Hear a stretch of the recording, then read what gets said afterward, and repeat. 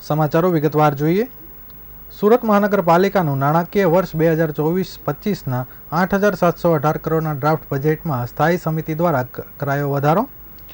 Draft બજેટમાં સ્થાયી સમિતિ દ્વારા 155 કરોડનો વધારો કરી વર્ષ 2024-25નું 8,873 કરોડનું સુધારા સાથેનું બજેટ મંજૂર કરવામાં આવ્યું છે.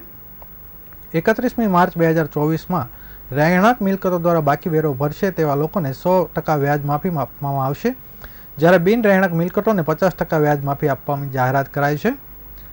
184.13 કરોડની રહેણાંક અને બીજા રહેણાંક મિલકતોના વ્યાજ માફી આપવામાં આવી છે. નગર પ્રાથમિક શિક્ષણ સમિતિના શાળાના વિદ્યાર્થીઓને એક યુનિફોર્મ અને એક સ્પોર્ટ યુનિફોર્મ વધારાનો પણ આપવામાં આવશે.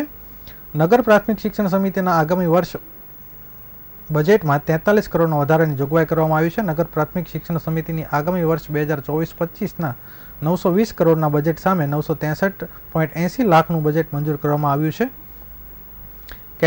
કેપિટલ બજેટ 4,121 કરોડ સામે 106 કરોડનો વધારો કરી 4,227 કરોડ મંજૂર કરવામાં આવ્યું છે.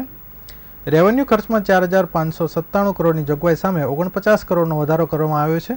સ્થાયી સમિતિ દ્વારા 4,646 કરોડનું રેવન્યુ બજેટ મંજૂર કરવામાં આવ્યું છે. શિક્ષણ સમિતિની શાળાઓમાં બાળકોને બૂટ મોજા જ નહીં પરંતુ સ્પોર્ટ, ગણવેશ અને સ્ટેશનરી સહિતનો સામાન પણ આપવામાં આવશે.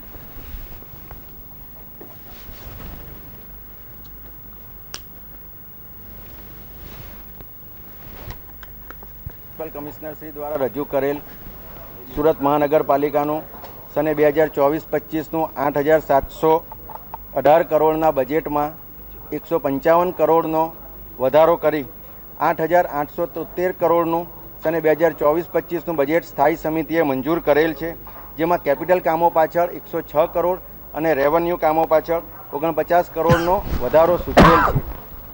વધુમાં આજ દિન સુધી સુરત મહાનગરપાલિકા સંચાલિત નગર પ્રાથમિક શિક્ષણ સમિતિ દ્વારા શાળાના બાળકોને એક યુનિફોર્મ અને બૂટ મોજાની જોડી પૂરી પાડવામાં આવતી હતી, પરંતુ શાસકોના માનવીય અભિગમને પરિણામે આગામી સમયમાં 2024-25ના બજેટમાં અમે બીજા 43 કરોડ મંજૂર કર્યા છે, જેમાંથી વિદ્યાર્થીઓને વધુ એક યુનિફોર્મ, તે ઉપરાંત સ્પોર્ટ્સનો એક યુનિફોર્મ અને બૂટ મોજાની જોડી પણ પ્રોવાઈડ કરવામાં આવશે.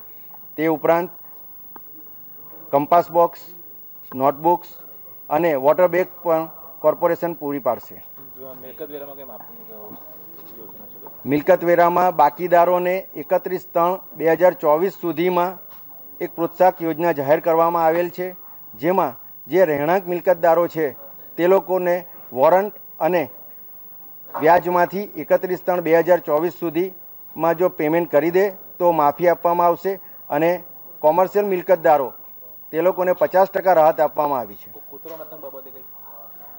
શહેરમાં રખડતા કૂતરાઓના આતંક બાબતે એનિમલ બર્થ કંટ્રોલ પોલિસી બનાવવામાં આવી છે, જેમાં વધુ 2 એબીસી સેન્ટર બનાવી હાલની જે રસીકરણ અને ખસીકરણની કામગીરી છે તેને 3 ગણી ઉપરાંત કરવામાં આવશે, જેથી કરીને અંદાજે વાર્ષિક 50,000 જેટલા કૂતરાઓનું રસીકરણ અને ખસીકરણ હાથ ધરી શકાશે.